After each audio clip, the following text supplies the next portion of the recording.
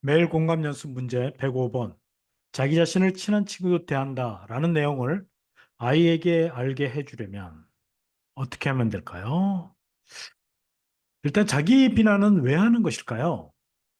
음, 대부분이 그 자기 자신을 갖다가 평가하고 또 자신의 실수나 잘못을 어떻게 찾아내고 이런 것을 갖다가 하는 걸 보면 굉장히 비합리적이고 어이없을 정도로 아주 굉장히 높은 어떤 기대치나 어떤 기준을 가지고 있을 경우가 많다고 합니다.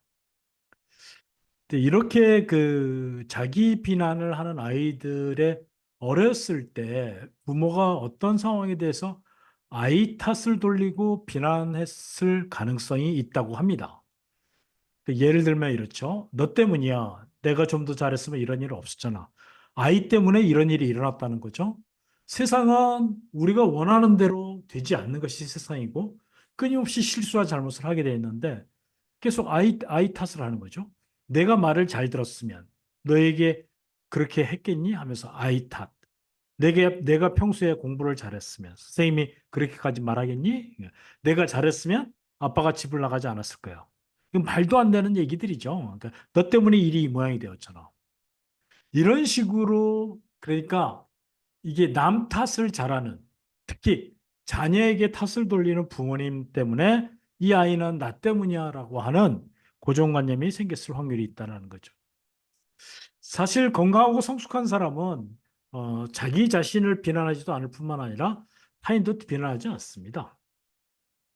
다만 그 원인이 어디 있는지 발견하고 그 원인이 나에게 있던 타인에게 있던 해결할 방안을 찾는 데 어, 우선을 둔다 우선적으로 그렇게 한다는 거죠.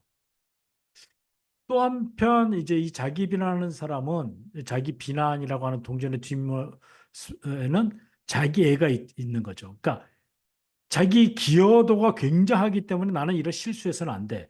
이런 잘못하는 해서는 안 돼. 이런 생각들이 있다라는 거예요. 결론적으로 자기 중심적인 사고인데요. 우리가 인간관계에서 성숙한 사람일수록 타인 중심 사고. 왜냐하면 인간은 100% 자기 중심적으로 생각하게 돼 있다고 합니다. 그래서 여러분 자기 중심적으로 생각하는 어떤 사람들을 만났을 때 그게 그 보통인 사람이라고 생각하시면 됩니다. 그리고 타인 입장에 서서 배려하고 공감하는 사람, 이 사람들이 대단한 사람들인 거죠.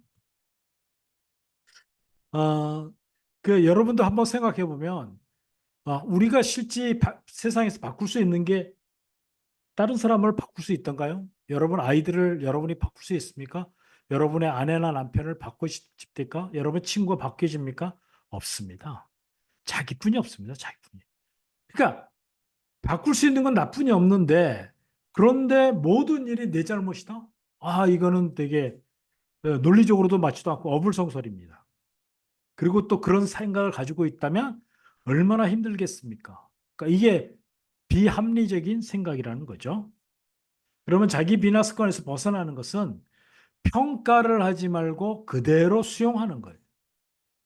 그러니까 어떤 문제가 생기면 이게 내 문제일 수도 있고 다른 사람의 문제일 수도 있고 다양하게 생각해 보라는 거죠.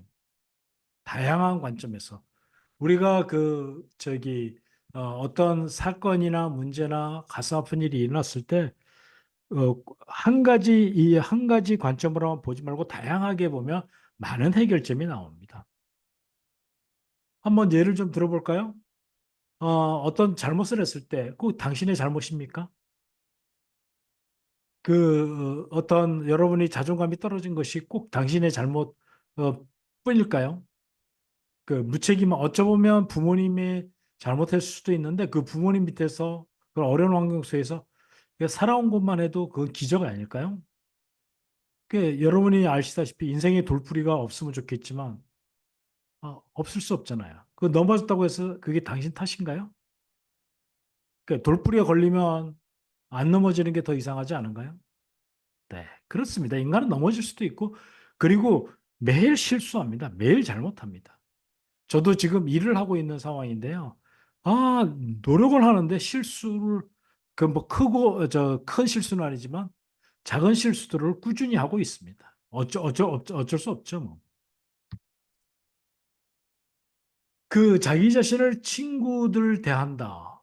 이게 이제 그 자기 자신을 어떻게 해야 되는 거 아니 나를 수용하려면 내가 스스로 잘못했거나 문제가 있을 때 자기한테 가장 친구한테 여러분들이 야단치거나 비난하지 않잖아요. 오히려 위로해 주잖아요. 그것처럼 자기 자신한테도 친한 친구 대하듯이 위로를 해주라는 얘기예요.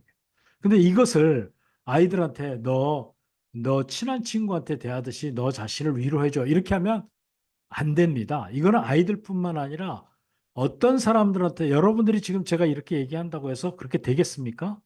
그러면 이것을 어떤 식으로 이야기하면 아이들이 이해하고 깨달을게 할까요? 이게 그러니까 생각하고 알고 있던 것을 느끼는 단계까지 갈 수 있도록 어떤 대화 방식이 있을까요? 어, 여러분들이 한번 아이디어를 적어주시면 좋고요. 제가 생각한 건 이런 겁니다. 먼저 아이한테 질문을 합니다. 어, 우리 아들, 너 친구가 잘못했을 때 너 어떻게 하니? 비난해 하니? 위로해 주니? 그럼 아이들 대부분이 친한 친구인데 위로해 줘요. 그럼 그렇구나. 우리 아들 대견하네. 어떤 말로 위로해 주니? 괜찮아. 그럴 수도 있어. 다음에 잘하면 돼. 그런데 엄마가 보니까 내가 잘못했을 때 자신을 비난하는 것처럼 하는 것 같아. 너 자신을 친한 친구처럼 돼서 위로해주면 더 좋아. 그럼 아이가 이 말이 무슨 뜻인지 잘 몰라서 어떻게 해요? 라고 물어볼 거 아니겠어요? 그럴 때 좀 전에 바보같이 이런 것도 못하고 라고 너 했잖아. 이 말을 내 친구한테 뭐라고 했겠니? 그러니까, 괜찮아. 실수하고 못할 수도 있어. 다시 하면 돼. 이렇게 말하지 않았겠어? 이렇게 설명해 주면 알겠어요. 그렇게 할게요. 이렇게 되지 않을까요? 여러분 지금 이야기하는 요 내용을 잘 응용해서 다른 사람들한테 알려줄 때도 사용하시면 도움이 좀 되실 겁니다. 감사합니다. 소통과 공감으로 만드는 성공적인 행복한 인생 소홍성이었습니다.